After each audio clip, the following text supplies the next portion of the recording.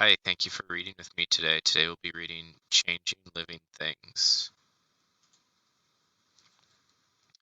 So this is a nonfiction article, so I'm going to be paying attention to some text features before I read.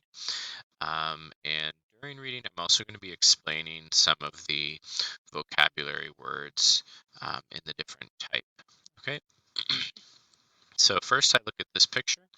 I read the title. It says Changing Living Things.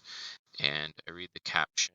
In this corner, it says, tomatoes of many different varieties.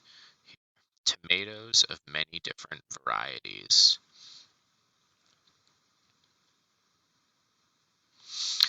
I notice that there are some words that are glossed at the end, so we can read those as well as we read. And there are also paragraph numbers. Okay, so I'm going to read the words in blue. In each paragraph, it says cell, genes, crops, resistant, insecticides, wrapped, peel,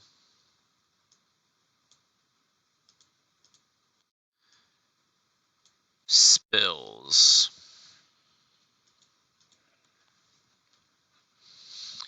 Now I'll read the main text. People use biotechnology to change living things. People have used biotechnology for thousands of years. In the past, they have used it to create new plants, animals, and microbes that make cheese, yogurt, bread, beer, and wine. Biotechnology advanced very quickly when DNA was discovered in 1953. Every living cell has DNA.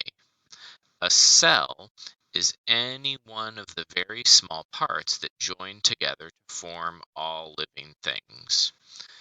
DNA is made up of genes. A gene is a part of a cell that controls or influences the appearance, growth, etc. of a living thing.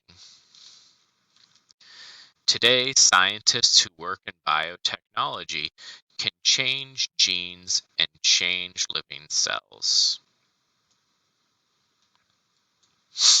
Farmers have been changing the genes of crops like corn, wheat, and rice for thousands of years. And today we grow better and better crops.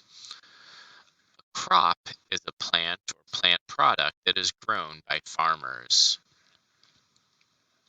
In the 1960s, scientists made new kinds of crops. These crops grew faster, bigger, and were more resistant to disease. If something is resistant to a particular thing, it is not harmed or affected by that thing. In 1992, an American company changed the genes in some cotton plants. The change made the leaves poisonous to certain kinds of insects that eat cotton plants. In this way, farmers grow more crops and do not need to use harmful insecticides. An insecticide is a chemical substance that is used to kill insects. Our fruits and vegetables are also changing. When we go to the supermarket today, we may see many kinds of tomatoes. They have different colors and sizes. Some tomatoes are long life types, meaning they stay fresh longer. They are red and have a perfect shape, but they don't get soft. Scientists have changed the genes of these tomatoes. We do not know if changing the genes of plants we eat will be good for our health. Likewise, we do not know what will happen to other natural plants that grow near these plants. At the same time, we have improved breeds of animals over many years. breeds are the kind of animals usually developed by people as opposed to natural animals. For example, we have created faster horses for horse racing and cows that give more milk. Scientists now use the process of biotechnology to continue to create animals that are useful to humans. In 1994, scientists in Australia invented a way of removing the wool from sheep without cutting it off. They gave the sheep a special hormone and wrapped a hairnet around the sheep. If you wrap something, you cover it by winding or folding a piece of material around it. A hairnet is a covering with holes that stretches over the hair, fur, or fleece of an animal. After 3 weeks, the scientists or the farmers, could peel the wool off by hand. If you peel something, you remove a covering, a shell, or something like that from a different thing. Scientists have used pigs to help humans receive heart transplants. Pigs and humans have different genes.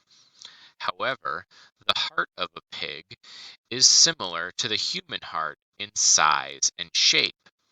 Scientists put human genes into pigs. This makes it possible for the human body to accept the heart of a pig in a transplant operation. Scientists are also using biotechnology to clean up dangerous places. When oil from ships or factories spills into the sea, it is poisonous. If you spill something, you cause or allow a liquid to fall, flow, or run over the edge of a cup, usually in an accidental way. We can also use spill for other materials and other containers. The poisons endanger plants and animals in the area. The poisons can also be passed on to the food we eat. In laboratories, scientists now grow microbes that can digest or break up the oil. In 1999, scientists in the United States developed a new microbe that eats waste material at nuclear sites and makes the sites less harmful. Sometimes there is too much arsenic, a poison, in the ground. A little arsenic is fine, but too much is dangerous to plants, animals, and people. Scientists have now created a plant that sucks up arsenic from the ground. There are many bioinventions, and there will be many more bioinventions in the future, but will they be good or bad for us?